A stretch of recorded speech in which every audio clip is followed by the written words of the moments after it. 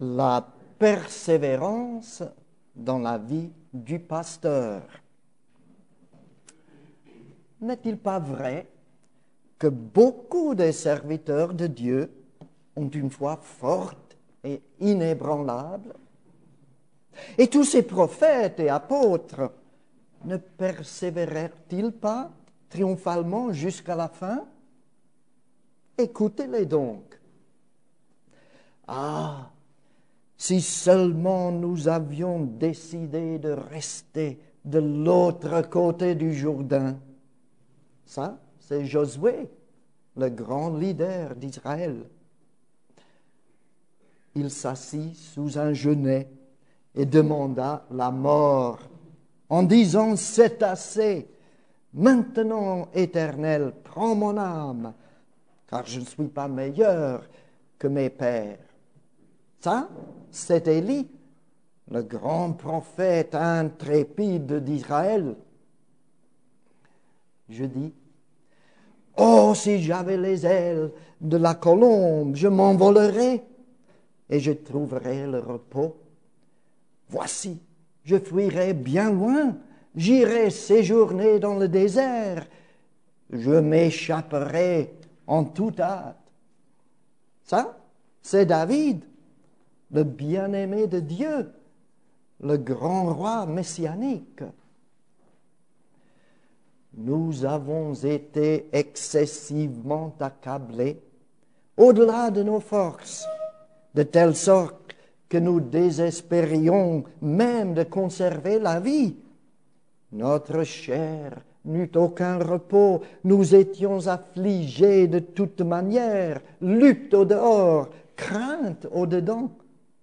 Ça, c'est Paul, missionnaire exceptionnel, le plus haut exemple de consécration chrétienne. Il commença à éprouver de la frayeur et des angoisses. Il leur dit, mon âme est triste jusqu'à la mort.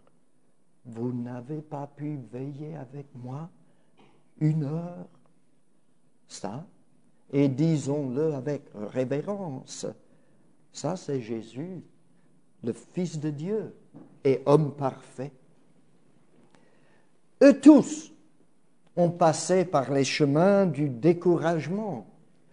Eux tous ont senti la tentation d'abandonner la tâche. Oui, même Jésus, s'il est possible que cette coupe s'éloigne de moi. Eux tous éprouvent de la compassion pour vous et pour moi dans toutes nos luttes et toutes nos chutes, dans tous nos grands désirs de persévérance dans le ministère que Dieu nous a donné. Il y a quelques années, on a fait un sondage, principalement entre des églises évangéliques libres en Angleterre. On voulait savoir combien de pasteurs ont continué dans leur ministère, dans leur église locale, après les premières années, et pour combien de temps. Les résultats étaient alarmants.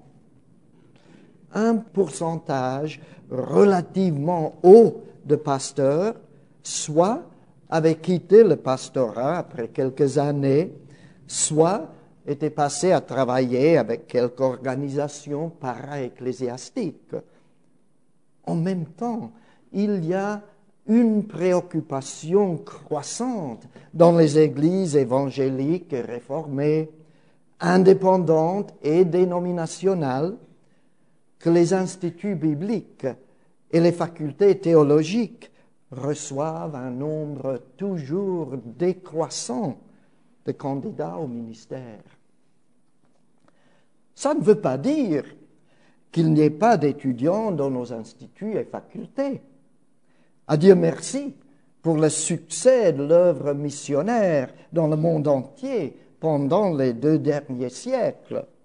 À Dieu merci pour les églises croissantes en Afrique, en Asie, en Amérique latine.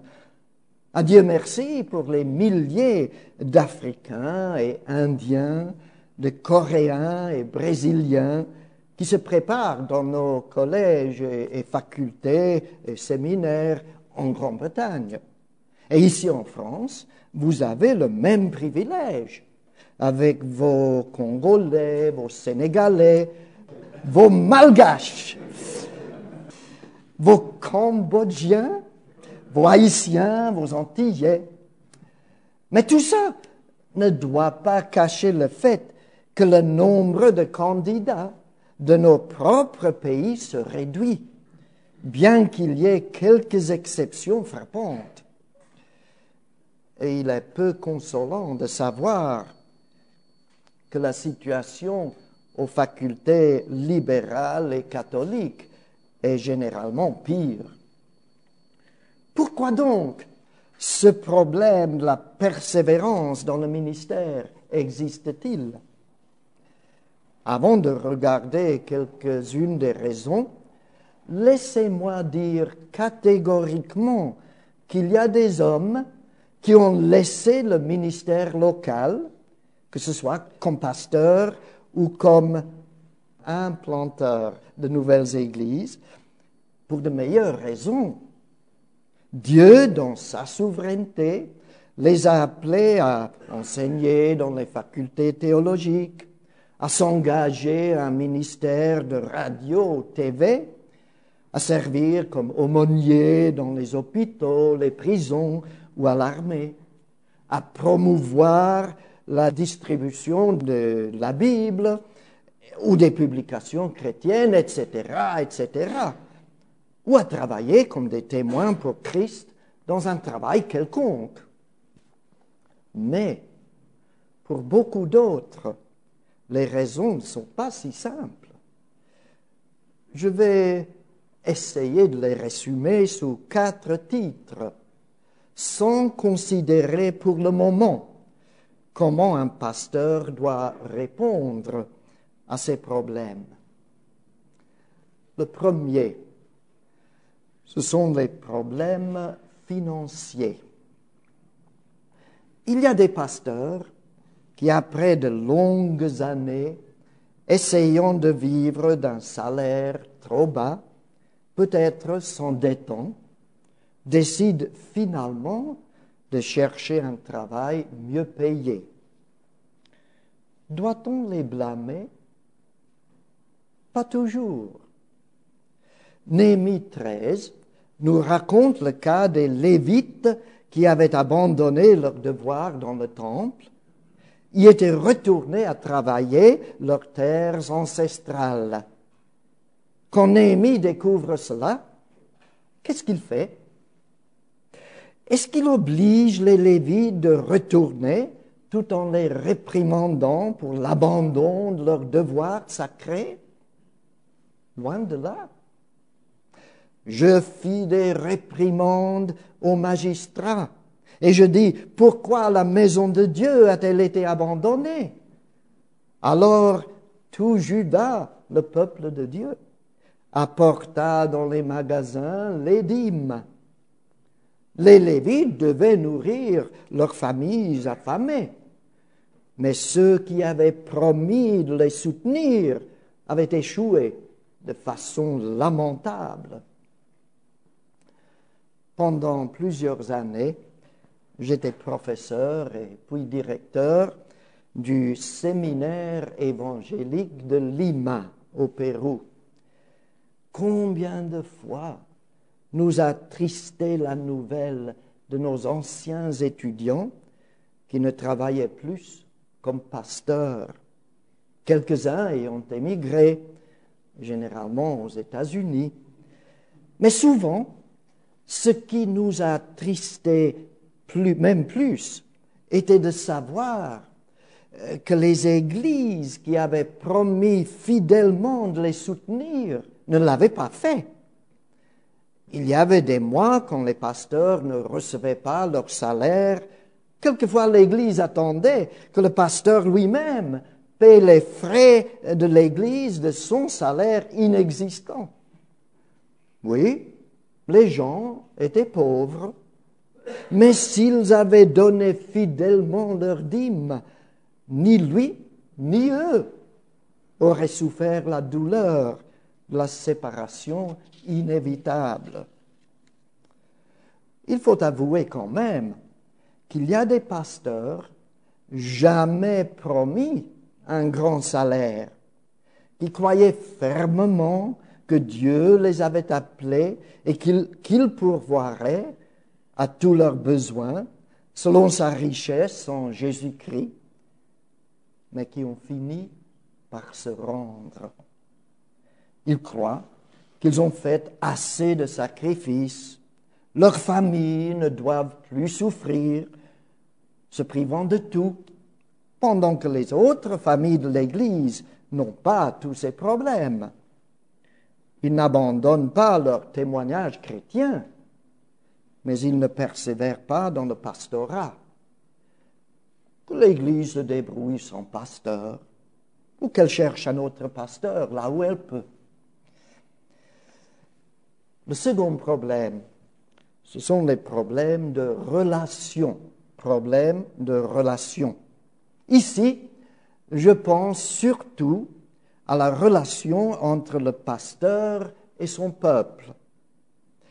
Ils doivent être d'un même sentiment dans le Seigneur. Et à Dieu merci, ils le sont souvent. Mais quelquefois, le pasteur affronte un manque de soutien. Les diacres paraissent rechigner à donner 1 euro de plus au pasteur et veulent tout dépenser pour les bâtiments ou l'œuvre générale de l'Église.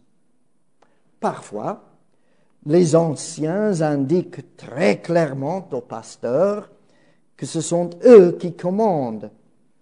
Ce n'est pas le système presbytérien, hein? Mais il y a d'autres systèmes ecclésiastiques. Et qu'il lui faut s'adapter entièrement à leur manière de faire les choses. Je rappelle, il y a 40 ans, l'église évangélique la plus grande de Lima avait travaillé plusieurs années sans pasteur. Finalement, ils ont appelé un pasteur très doué dans le champ de l'évangélisation. D'abord, on aurait dit que tout marchait bien. Mais alors, les tensions sont survenues. Les anciens ont fait comprendre au pasteur qu'il lui était permis d'assister aux réunions du consistoire seulement avec leur autorisation. Qu'il prêche, qu'il fasse de l'évangélisation, qu'il rende visite aux gens, mais diriger l'Église et prendre les décisions importantes, ça c'était leur affaire. Ils étaient tous de bons chrétiens, mais ça vous surprend que le pasteur a démissionné, occasionnant beaucoup d'acrimonie et de douleur. Ou peut-être il y a des désaccords si sévères entre les membres de l'Église que la vie spirituelle est sur le point de s'éteindre. Après plusieurs tentatives vaines de réconciliation et paix, le pasteur ne peut plus le supporter, attristé, et même avec un fond d'amertume, le pasteur s'en va et peut-être ne veut plus accepter le travail de pasteur. Mais il faut dire aussi que parfois le pasteur n'a pas appris à se relationner bien avec d'autres personnes. Il ne se rend pas compte que chaque église locale n'est qu'un microcosme de la société où il y aura toujours des gens difficiles, chicaniers, égoïstes, même entre les chrétiens. Lui-même peut être tyrannique, têtu, dur. Et ce n'est pas étonnant si l'Église commence à se diviser et diminuer. La persévérance, qui s'intéresse à la persévérance, L'Église meurt d'impatience de se débarrasser de son pasteur, tandis qu'il cherche partout une autre Église. Tristement, il finira par diviser cette Église-là aussi, tout en se convainquant que si seulement les gens suivaient sa direction, toutes les Églises marcheraient bien. Et puis le troisième problème, le problème du découragement. Qui n'a pas connu le découragement dans le pastorat? Vous avez prêché fidèlement la parole au cours des années. Vous et l'Église avez prié longtemps et avec ardeur. Vous avez essayé toutes sortes d'évangélisations en accord avec les Écritures. Vous vous êtes attaché fermement à toutes les promesses bibliques concernant la puissance irrésistible de la parole de Dieu. Mais rien n'arrive. Peut-être une ou deux personnes professent la conversion, mais peut-être elles ne continuent pas. Ceux qui n'ont jamais cessé de prier s'affaiblissent et meurent. Plusieurs de vos membres, les plus actifs, doivent déménager et vous les perdez de l'Église. L'Église de 60 membres, pour laquelle vous aviez une vision d'une croissance jusqu'à plus de 100, a maintenant moins de 40. La plupart d'entre eux bien âgés.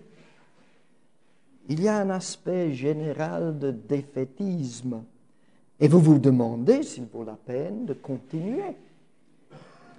Quand tout ça passe, un pasteur peut se demander si Dieu, dans sa souveraineté, veut toujours bénir cette Église-ci.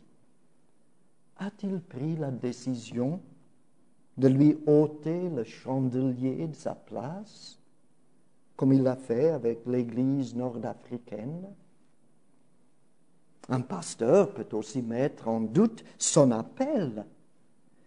Peut-être s'est-il trompé quand il pensait que Dieu l'appelait au ministère. Son échec apparent ne montre-t-il pas qu'il n'aurait jamais dû être là? N'est-ce pas le moment de s'en aller, tout en espérant que quelqu'un d'autre fera un meilleur travail? Quelquefois, un manque de résultats conduit à un sentiment de culpabilité et le pasteur se pousse plus durement. Le découragement devient la dépression et la seule option qui lui reste, c'est la démission. Une démission permanente qui ne lui permet pas d'accepter un autre pastorat. Et le quatrième problème, les problèmes moraux. Que celui qui croit être debout prenne garde de tomber. Abraham en Égypte aurait dû se rappeler de cela. David, sur le toit de son palais, aurait dû se rappeler de cela. Pierre en Antioche aurait dû se rappeler de cela. Et il y a des pasteurs qui auraient dû se rappeler de cela. Un manque de vigilance et de prière, prêcher aux autres sans prêcher à lui-même, un esprit orgueilleux vis-à-vis de sa propre résistance morale ou de sa propre expérience chrétienne, et Satan remporte la victoire. Alors viennent la honte personnelle, le mal fait contre la cause de Christ, les doutes sur un nouveau service chrétien dans l'avenir. La persévérance, ce n'est qu'un rêve brisé. Eh bien donc, entouré de tant de pièges et tant de dangers, comment pouvons-nous persévérer dans notre ministère comme pasteur? Je vous invite à regarder avec moi dans 4 directions différentes et à voir dans chacune la grâce merveilleuse et suffisante de Dieu. Premièrement, un regard en arrière. Un regard en arrière. Malgré l'œuvre merveilleuse de la grâce de Dieu à Corinthe et l'établissement d'une église chrétienne pleine de vie, Paul n'avait pas là un travail facile.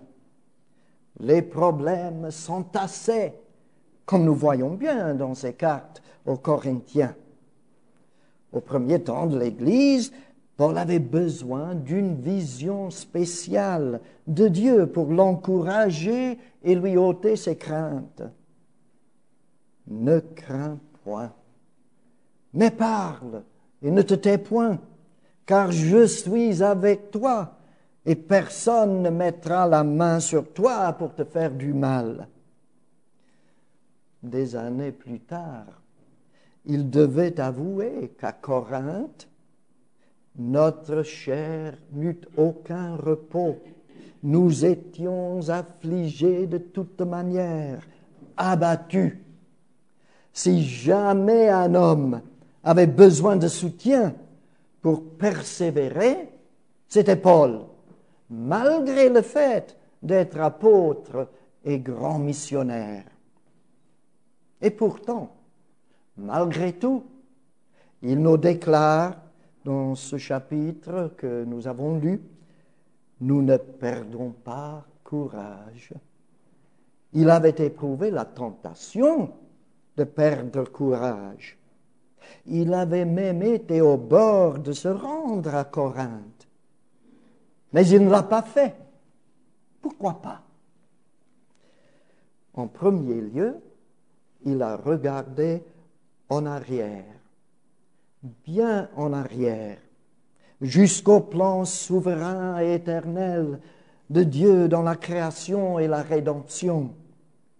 Car Dieu, dans ce même chapitre, car Dieu qui a dit « la lumière brillera du sein des ténèbres », a fait briller dans nos cœurs pour faire resplendir la connaissance de la gloire de Dieu sur la face de Christ.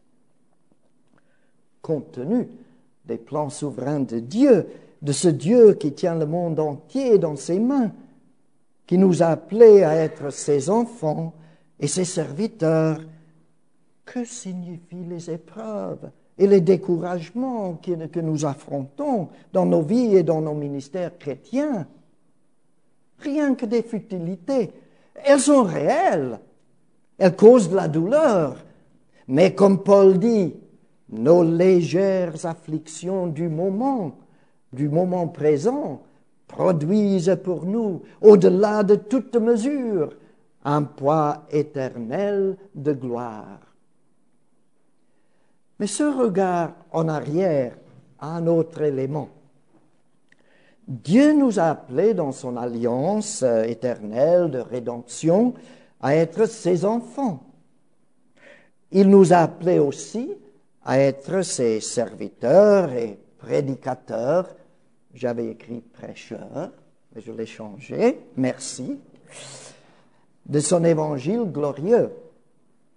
Il nous a appelés aussi à être ses serviteurs, ça je l'ai dit. Il a dit à Ananias que Paul était un instrument que j'ai choisi pour porter mon nom devant les nations. Il a assuré Jérémie qu'avant que je t'eusse formé dans le ventre de ta mère, je te connaissais et je t'avais établi prophète des nations. Et Jérémie a reçu un clair avertissement des obstacles énormes et des raisons pour le découragement que l'avenir lui réservait, de même que Paul, de qui Dieu avait dit tout ce qu'il doit souffrir pour mon nom. Mais quand il regardait en arrière, Paul pouvait dire avec confiance, Dieu nous a rendus capables d'être ministres d'une nouvelle alliance. Vous sentez-vous découragé jusqu'au point d'abandonner l'œuvre? Regardez en arrière. Prenez courage. C'est Dieu qui vous a appelé et c'est Dieu qui vous équipe pour être un ministre digne de la nouvelle alliance. Mais il y a encore un élément, un autre élément de ce regard en arrière. Notre appel au ministère n'est pas seulement une décision individuelle. Ce qui était vrai au sujet des premiers diacres, choisissez parmi vous cet homme de qui l'on rende bon témoignage, devrait être vrai dans notre cas comme anciens et pasteurs. La conviction que nous avons sur notre appel doit être reconnue et confirmée par l'Église. Je ne connais pas les détails de l'élection et l'ordination, on dit, consécration, des ministres dans vos différentes églises. Mais je suppose que ça ressemble à ce que nous faisons dans nos églises presbytériennes et réformées. Dans notre cas, nous pouvons tous regarder en arrière à une occasion solennelle et émouvante, quand, après la louange, la prière et la prédication, nous nous sommes agenouillés devant toute la congrégation. Les pasteurs de notre synode local ont mis les mains sur notre tête et le pasteur qui dirigeait le service nous a séparés par moyen de la prière comme prédicateur de l'Évangile et pasteur du troupeau de Dieu. Comme Paul écrit à Timothée, qui trouvait très difficile sa tâche pastorale, comme on peut voir par exemple en 1 Timothée 4, 12, où on apprend qu'il y avait des gens plus aînés qui méprisaient ce jeune pasteur. Paul lui conseille de regarder en arrière et prendre courage de l'appel et du soutien de l'Église. Ne néglige pas le don qui est en toi et qui t'a été donné par prophétie avec l'imposition des mains de l'assemblée des anciens. Vous demandez-vous quelquefois comment vous pouvez persévérer dans votre ministère? Regardez en arrière et remerciez Dieu qu'il vous a élu en Christ avant la fondation du monde. Regardez aussi en arrière et remerciez Dieu qu'il vous a fait ministre selon le don de la grâce de Dieu. Regardez aussi en arrière à la confirmation de votre appel par l'Église, le corps saint de Christ, et votre séparation par elle sous Dieu pour votre tâche sacrée. Que Satan tempête, que le monde se moque de vous, que vos frères en Christ vous déçoivent, que vos propres doutes et craintes vous écrasent. C'est Dieu qui vous a appelé. C'est Dieu qui remplira ses plans souverains, même à travers vous. Eh bien, un regard en arrière. Deuxièmement, un regard tout autour. Quand Pierre a regardé autour de lui, il s'est senti découragé, pas encouragé, quand il a vu les vagues et la férocité de la tempête. Mais je pense ici à d'autres façons de regarder autour de soi, qui doivent nous encourager et fortifier dans notre tâche. Il y en a 3 pour le moment. Premièrement, le soutien des autres. Regardez autour de vous, chers frères pasteurs, et rendez-vous compte que vous n'êtes pas seuls. Vous faites partie d'un corps dont les membres doivent aider et encourager tous les autres. Dans ma tradition ecclésiastique, quand un synode local marche bien, malheureusement ce n'est pas toujours le cas, mais quand le synode local marche bien, ça peut aider beaucoup un pasteur découragé et, c'est important, aussi sa femme. Quand David, harcelé par Saul, était plein de crainte, il s'est rencontré avec Jonathan qui fortifia sa confiance en Dieu. Quand Paul était affligé de toute manière, Dieu, qui console ceux qui sont abattus, nous a consolés. Comment? Par l'arrivée de Tite. Aucun pasteur ne doit être un isolationniste qui croit que lui seul, avec Dieu, doit régler tous ses problèmes. Cela peut conduire à la mélancolie, au découragement et même à la dépression. Des colloques pastoraux comme celui-ci peuvent être un moyen puissant dans les mains de Dieu pour que des frères s'encouragent et s'inspirent mutuellement. Regardez tout autour de vous à tous ceux qui prient pour vous et à ceux qui, moins doués que vous aiment et s'efforcent à vous aider. Regardez la longue liste de telles personnes, par exemple dans Romains chapitre 16, à qui Paul se sentait redevable. Pensez à quelqu'un dans ce chapitre comme la mère de Rufus, l'élu du Seigneur, de qui Paul pouvait dire, qui est aussi la mienne. Nous ne saurons jamais, ici-bas, combien cette femme, anonyme, et beaucoup d'autres comme elle, ont pris soin de Paul et l'ont fortifié pour le conflit quand il sentait peut-être qu'il ne pouvait plus lutter. Eh bien, on regarde tout autour et on voit le soutien des autres et puis le succès des autres. Si moi, je vois très peu de fruits dans mon ministère, et j'entends parler d'un autre pasteur, dont l'Église grandit, et où on voit beaucoup de bénédictions sous la prédication de la parole, je trouve toujours que cela m'encourage. Ça devrait m'encourager, mais quelquefois, quand j'entends parler de ça, je deviens profondément découragé. Je peux même être jaloux du succès de ce frère. Mais Dieu me dit, réjouissez-vous avec ceux qui se réjouissent. Regardez l'Église entière et remerciez Dieu que le succès de votre frère profite tout le corps dont vous faites partie.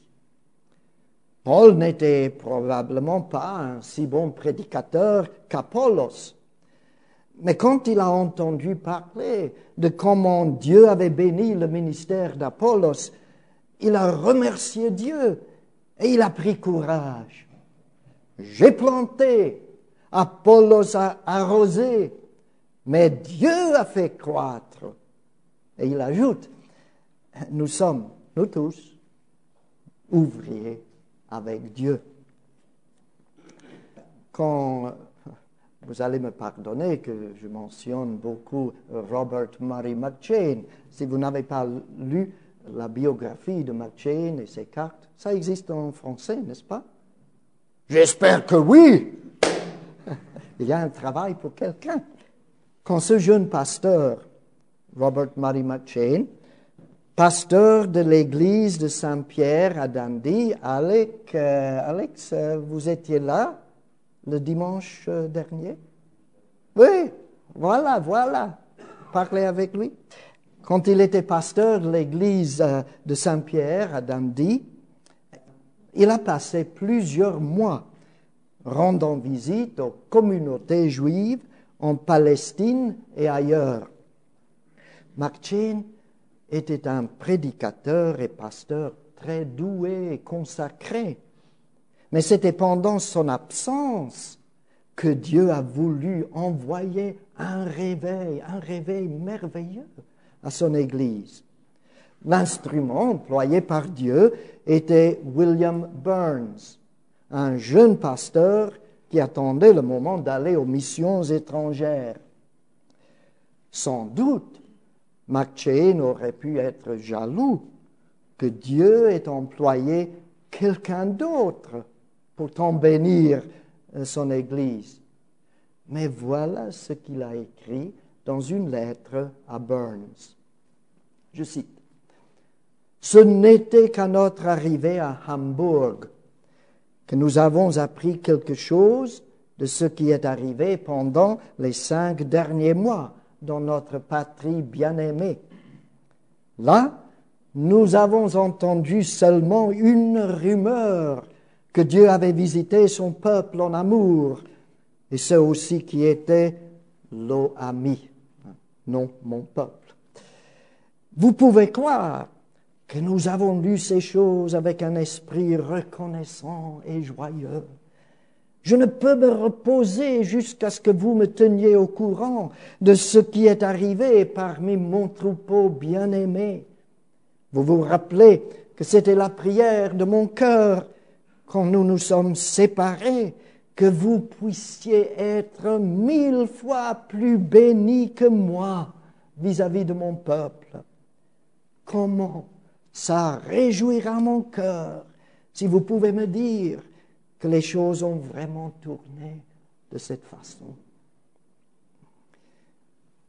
Il est probable que vous n'entendrez pas parler d'un tel réveil autre part en France. Que Dieu le fasse. Mais selon les statistiques humaines, ce n'est pas probable.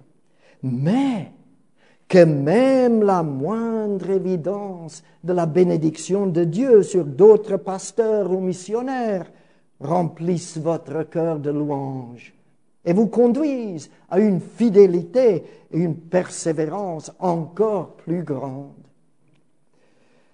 Et aussi ce regard tout autour, les besoins des autres. On regarde les besoins des autres. Quand Jésus a vu la foule languissante et abattue, comme des brebis qui n'ont pas de berger, il fut ému de compassion. Quand Paul, à Athènes, a vu la ville pleine d'idoles, il sentait en lui son esprit s'irriter. Il s'est senti obligé de leur parler de Jésus. Vous pouvez lire dans les journaux ou voir à la télévision, aussi souvent que vous voulez, la réalité de la misère noire et des gens qui meurent de faim. Mais c'est seulement quand vous voyagez en Afrique ou en Asie ou en Amérique latine et que vous voyez toute l'horreur de ces choses devant vos yeux que vous savez que vous ne serez jamais la même personne. Et c'est quand la vérité de l'Écriture sur la perdition humaine vous ressaisit, et quand vos yeux voient le monde spirituellement nécessiteux tout autour de vous, que votre âme s'émeut, et vous savez qu'il vous faudra persévérer toujours dans la proclamation de la bonne nouvelle de Jésus à un monde perdu. Quelle bénédiction pour vous, quand les yeux de même une seule personne sont ouverts et vous avez le privilège de lui montrer la source de la guérison en Jésus. Cela ne vaut-il pas plus que toute la sécurité, tous les salaires et tout le prestige que vous pourriez trouver où que ce soit? Un regard en arrière, un regard tout autour. Troisièmement, un regard en haut. Si donc vous êtes ressuscité avec Christ, cherchez les choses d'en haut, où Christ est assis à la droite de Dieu. Ça devrait caractériser la vie de chaque pasteur et de chaque chrétien. Comment faire que la parole, dans le même chapitre de Colossiens, que la parole de Christ habite parmi vous abondamment, en persévérant comme ministre de Christ, vous le regardez constamment. Et vous le trouvez, comme aussi sa direction pour votre ministère pastoral, dans sa parole. Au fur et à mesure que vous regardez en haut, vers lui, que vous l'entendez parler dans sa parole, qu'est-ce qu'il vous dit? Qui vous aidera à persévérer dans la tâche qu'il vous a donnée. Eh bien, ne vous étonnez pas de certaines réponses qu'il peut vous donner. Je vais mentionner trois choses. Premièrement, prenez soin de votre santé. Prenez soin de votre santé. Après sa victoire magnifique sur la montagne du Carmel, vous pourriez croire qu'Élie resterait toujours au sommet de la félicité. Pas du tout. En accord avec l'expérience humaine, il a souffert un écroulement émotionnel et spirituel. Qu'est-ce que Dieu lui a dit? En premier lieu, il l'a laissé dormir. Et puis, lève-toi, mange, car le chemin est trop long pour toi. Quand Jésus, aussi bien que ses disciples, se sentaient complètement épuisés à cause des exigences interminables des gens, qu'est-ce que le Seigneur a dit? Venez à l'écart, dans un lieu désert, et reposez-vous un peu. Quand Timothée s'est rendu compte que le stress de son travail comme pasteur et évangéliste le vidait de son énergie nerveuse et gâchait sa santé, qu'est-ce que Dieu lui a dit à travers Paul? Ne continue pas de ne boire que de l'eau, mais fais usage d'un peu de vin à cause de ton estomac et de tes fréquentes indispositions. Un très bon texte ici en France. Bien sûr, il y a un lieu important pour le jeûne, pour les veilles de prière, pour les privations que nous acceptons à cause des autres. Mais le pasteur qui veut persévérer jusqu'à la fin doit prendre au sérieux les ordres du Seigneur. Une dépression nerveuse n'aide en rien ni le pasteur, ni sa famille, ni son Église. Et puis, la seconde chose, cherchez des moyens de vous détendre. Cherchez des moyens de vous détendre. Dieu nous donne avec abondance toutes choses pour que nous en jouissions. Tout ce que Dieu a créé est bon et rien ne doit être rejeté pourvu qu'on le prenne avec action de grâce. Par la grâce commune de Dieu et l'œuvre sanctifiante de son Esprit, votre temps libre pour la musique, les sports, les voyages, les travaux manuels, ou quoi que ce soit, peut contribuer à votre croissance spirituelle et vous faire un meilleur pasteur, plus persévérant. Quelques pasteurs ont plus de besoin de ces conseils que d'autres. Ceux qui, avant d'être des pasteurs à plein temps, avec un emploi, avec un horaire strict, quelquefois trouvent difficile d'organiser leur propre horaire. Auparavant, il leur fallait se lever chaque jour à, disons, 6h30, sans faute. Maintenant, il y a des jours quand à 7h30, ils sont toujours au lit. Et ils se sentent coupables. Ils oublient le nombre de visites difficiles qu'ils ont faites, rentrant peut-être après 11h ou minuit. Ou un pasteur peut être accablé par la pauvreté, la douleur, la désunion et la haine de beaucoup de familles auxquelles il rend visite. Il désire vivement être un vrai pasteur de tant de brebis perdues, et il s'abandonne jour et nuit à leurs besoins. Venez à part et reposez-vous. Oh, ça, c'était pour les disciples. Pour lui, la parole du Seigneur est « Travaillez tandis qu'il est jour, la nuit vient quand personne ne peut travailler. » À Dieu merci. Il vous connaît mieux que vous ne vous connaissiez vous-même. Voici ce qu'il te dit. Travaille pour ma gloire. Détends-toi pour ma gloire. Quand ma femme et moi sommes allés pour la première fois au Pérou en 1959, un collègue plus âgé nous a dit: il y a deux sortes de missionnaires, ceux qui font la sieste et ceux qui ne la font pas.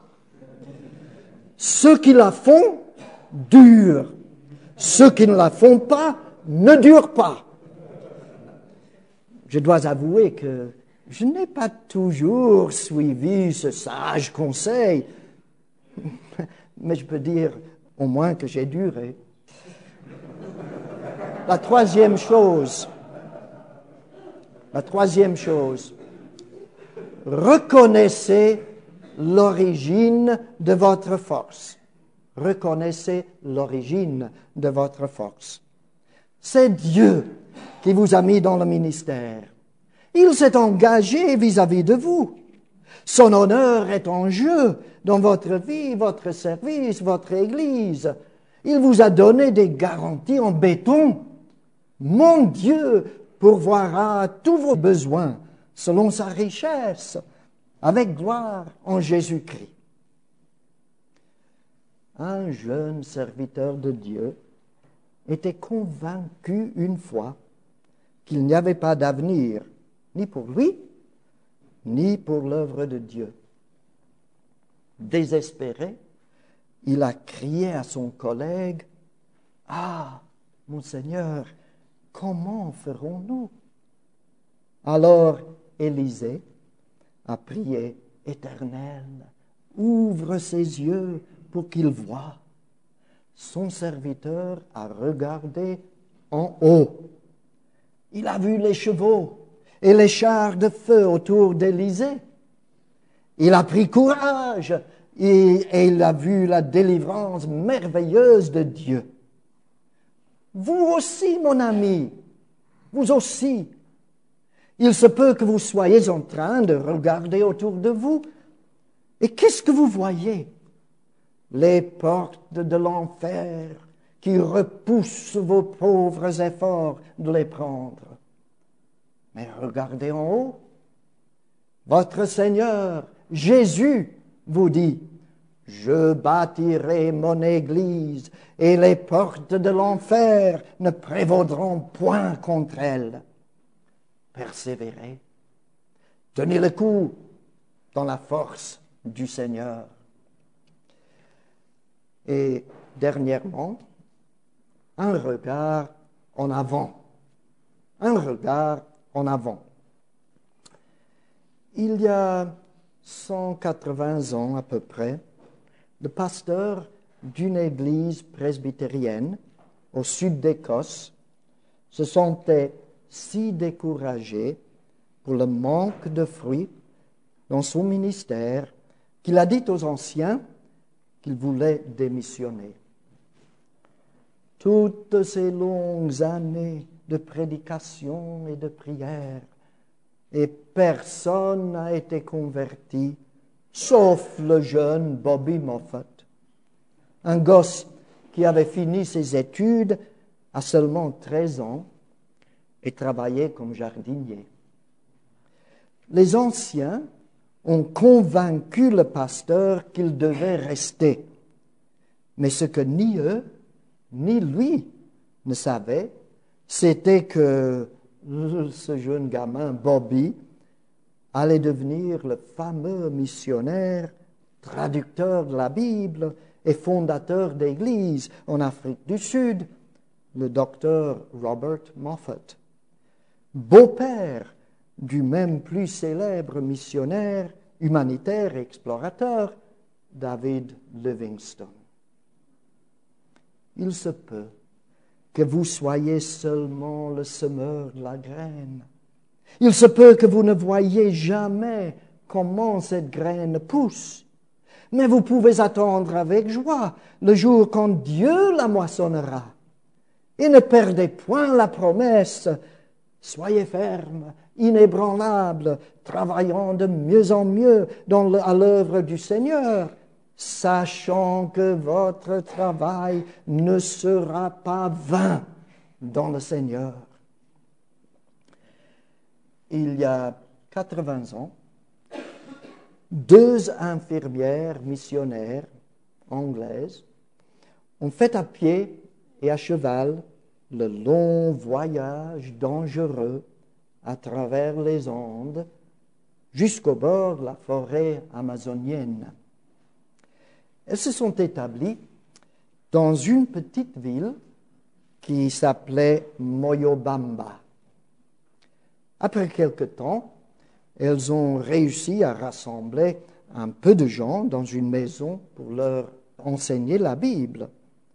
L'œuvre avançait lentement face à beaucoup d'hostilité de la part des autorités catholiques et le mépris de la plupart de la population. Grâce à l'établissement d'un hôpital évangélique et l'arrivée d'un médecin missionnaire, l'œuvre a grandi un peu. Et finalement, l'Église a pu nommer un pasteur péruvien. Elle est restée quand même un petit groupe marginalisé.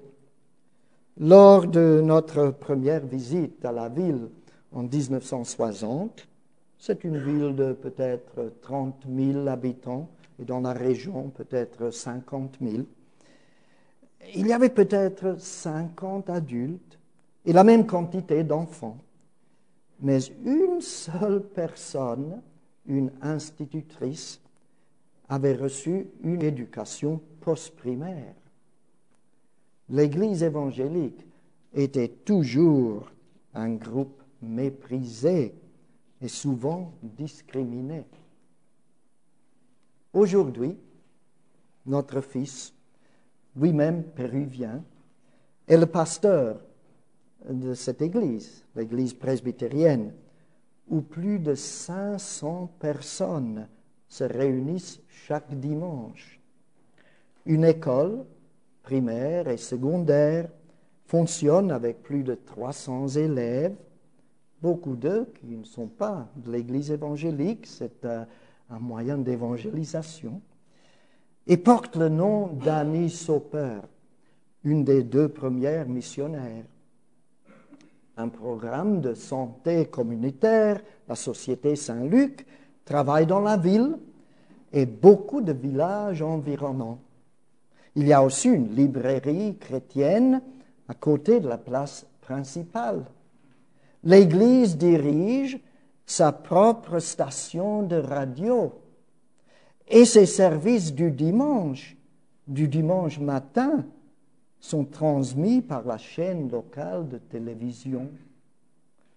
Dans une vaste région de la forêt amazonienne, des églises de la tribu indigène, los Aguarunas, sont en train de se fonder dirigé par un missionnaire péruvien de l'église mère de Moyobamba. À Dieu ne plaise que nous soyons éblouis par les nombres ou que nous nous enorgueillissions des réussites humaines. Mais en même temps, prenez courage de ce que Dieu est en train de faire ailleurs. Vous n'avez rien vu de semblable, je pense, en France depuis l'expulsion des Huguenots. Mais regardez en avant et réjouissez-vous. Votre petite œuvre fait partie des grands plans de Dieu et Dieu bénira la France par son moyen. Finalement, si nous regardons en avant, et c'est notre devoir de le faire, regardez ceci. Parce que tu as gardé la parole de la persévérance en moi, je te garderai aussi. Je viens bientôt. Retiens ce que tu as, afin que personne ne prenne ta couronne. Celui qui vaincra, je ferai de lui une colonne dans le temple de mon Dieu, et il n'en sortira plus. Apocalypse 3, 10. Retournez, mon cher frère, retournez à votre lieu de travail, avec toutes ces difficultés et découragements, et sachez que vous êtes et vous serez toujours plus que vainqueurs par celui qui vous a aimé. Amen. Des questions? En tout cas, merci pour... moi, je vois plutôt une prédication pour les pasteurs, pas un exposé pour les pasteurs. On doit le prendre comme tel.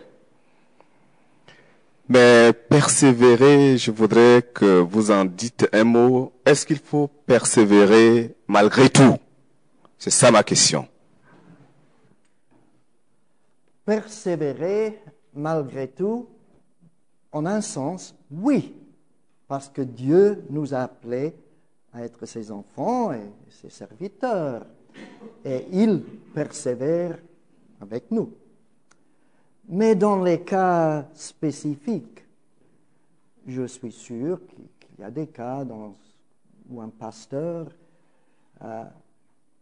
qu'il ne pêche pas s'il laisse telle ou telle église. Mais il doit avoir la certitude devant le Seigneur qu'il le fait pour les meilleures raisons, pour glorifier Dieu, pour pouvoir servir Dieu, et non parce qu'il ne veut pas s'exercer plus dans le ministère dans cette église-là.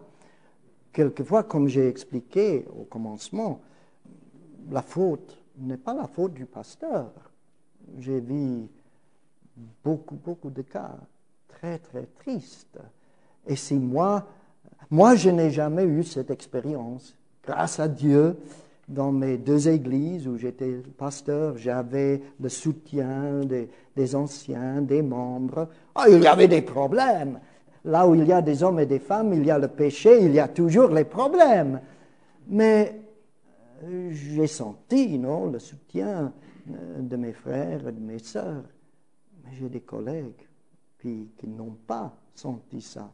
Et je pense qu'ils ont suivi le chemin correct quand ils ont laissé telle ou telle église pour aller ailleurs. Mais seulement Dieu juge le cœur. Mais il y a des cas, je pense, que persévérer dans une œuvre spécifique, oui, ce n'est pas la volonté du Seigneur. On pourrait parler beaucoup de ça et on pourrait donner beaucoup de cas, mais en général, c'est ce que je dirais.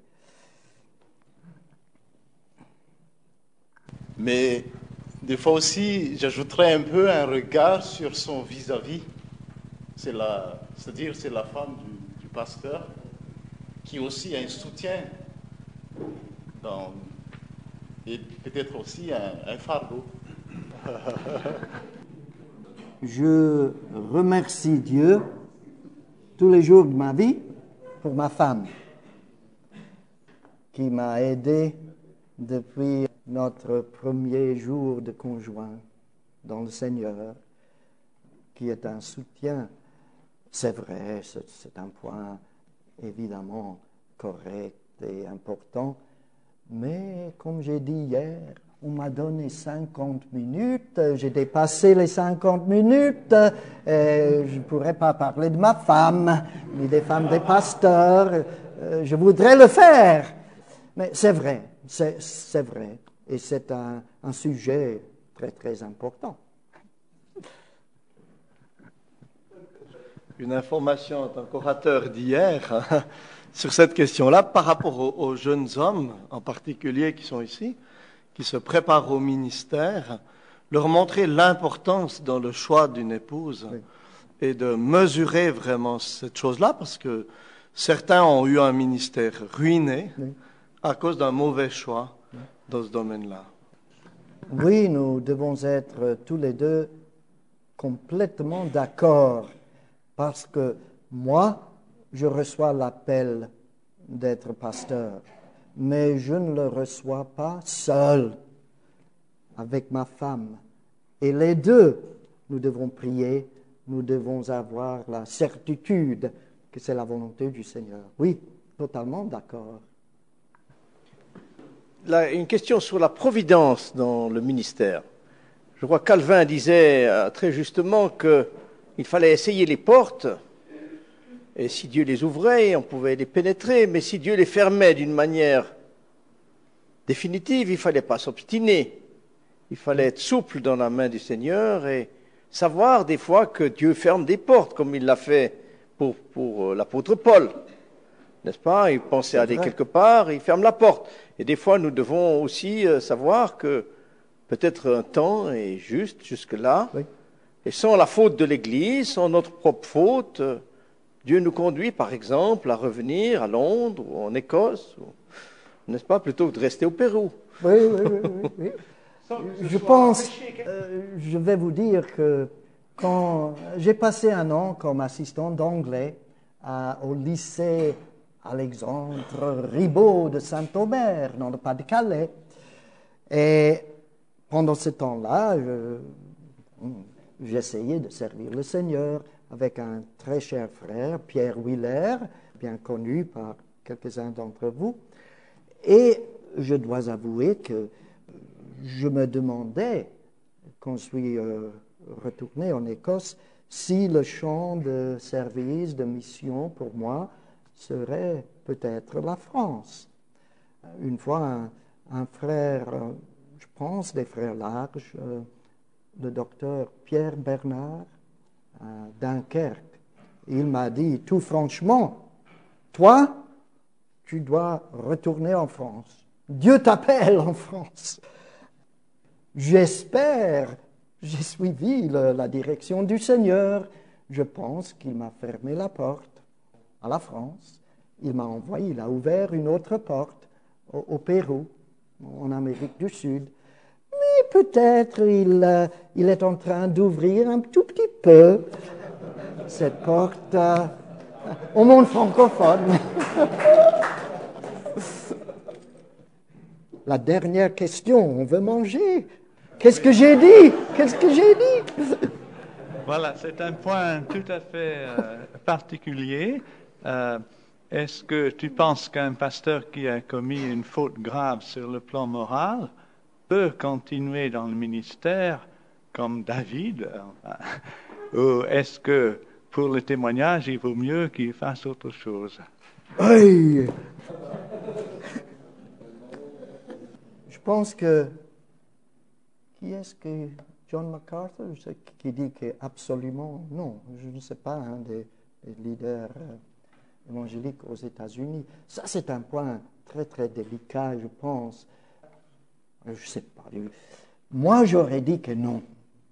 Qu'il peut être restauré, qu'il peut servir le Seigneur, mais dans le pastorat, après, on peut dire, par exemple, l'adultère, tout le monde sait ce qu'il a fait. Dieu le pardonne, Dieu le peut utiliser, mais dans le ministère, C'est un peu difficile, mais je ne suis pas dogmatique.